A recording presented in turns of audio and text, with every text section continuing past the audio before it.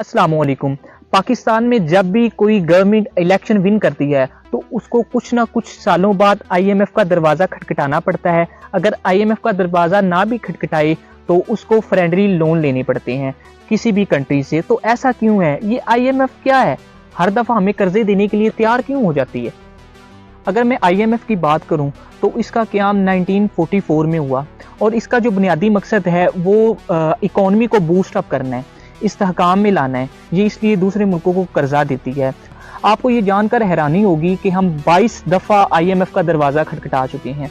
जब हम पहली दफ़ा आईएमएफ के पास गए तो वो था जनरल अयूब खां का दौर। तब $1 3 रुपए के बराबर था और 1958 में हमने आईएमएफ से 2 करोड़ 50 लाख यूएस डॉलर कर्जा लिया। इसके बाद फिर 1965 में हमने आईएमएफ से 3 करोड़ और 75 लाख यूएस डॉलर का कर्जा लिया। 1968 में हमने आईएमएफ से फिर 3 करोड़ 50 लाख यूएस डॉलर का कर्ज लिया।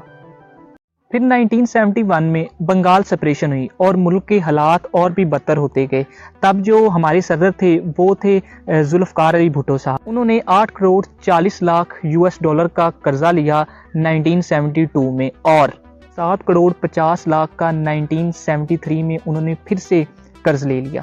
लेकिन यहाँ मसला ये था कि पहले जो भी कर्ज लिया जाता था तो वो आईएमएफ को वापस कर दिया जाता था, लेकिन इधर हमारी जो कंट्री की सूरत हाल थी इतनी ख़राब हो चुकी थी कि हम अपना जो कर्जा था वो उनको वापस भी नहीं कर सके। फिर 1977 में जनरल ज़िया ने आईएमएफ से दोबारा फिर कर्जा लिया 80 करोड़ डॉलर और 1980 में उन्होंने फिर से आईएमएफ का दरवाज़ा खटखटाया और उन्होंने जो कर्ज लिया 34 करोड़ 90 लाख यूएस डॉलर।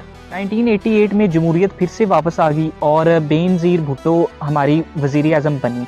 तब $1 जो था 18 रुपए का था।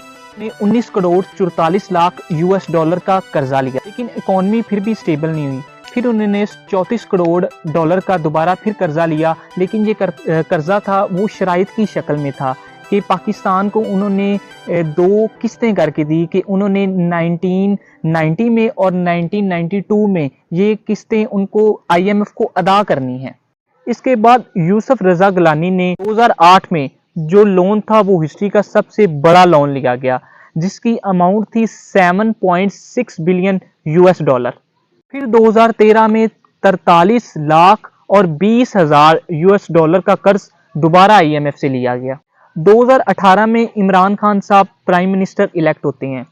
उनका ये मिशन था कि हमने आईएमएफ से कर्ज नहीं लेना, तो उन्होंने फ्रेंडली लोन लिए, चाइना से लिए, सऊदी अरेबिया से लिए, लेकिन कोरोना वायरस की चलते उन्हें भी आईएमएफ का दरवाज़ा खटखटाना पड़ा 2019 में और उन्होंने $1 बिलियन का आईएमएफ से कर्ज लिया। लेकिन तब आईएमएफ ने शराइत अपनी उनके सामने पेश की कि अगर आप इन शराइत को फॉलो करेंगे हम आपको तभी कर्जा दे सकते हैं, अदरवाइज नहीं।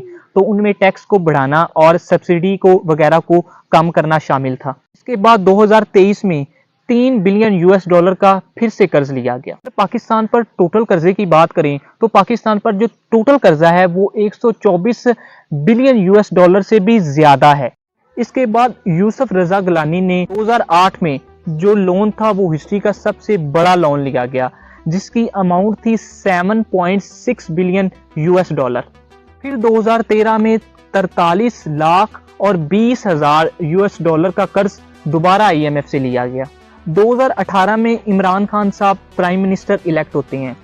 उनका ये मिशन था कि हमने आईएमएफ से कर्ज नहीं लेना, तो उन्होंने फ्रेंडली लोन लिए, चाइना से लिए, सऊदी अरेबिया से लिए, लेकिन कोरोना वायरस की चलते उन्हें भी आईएमएफ का दरवाज़ा खटखटाना पड़ा 2019 में और उन्होंने $1 बिलियन का आईएमएफ से कर्ज। लेकिन तब आईएमएफ ने शराइत अपनी उनके सामने पेश की कि अगर आप इन शराइत को फॉलो करेंगे हम आपको तभी कर्जा दे सकते हैं, अदरवाइज नहीं। तो उनमें टैक्स को बढ़ाना और सब्सिडी को वगैरह को कम करना शामिल था। इसके बाद 2023 में 3 बिलियन यूएस डॉलर का फिर से कर्ज लिया गया। तो पाकिस्तान पर टोटल कर्जे की बात करें तो पाकिस्तान पर जो टोटल कर्जा है वो 124 बिलियन यूएस डॉलर से भी ज्यादा है।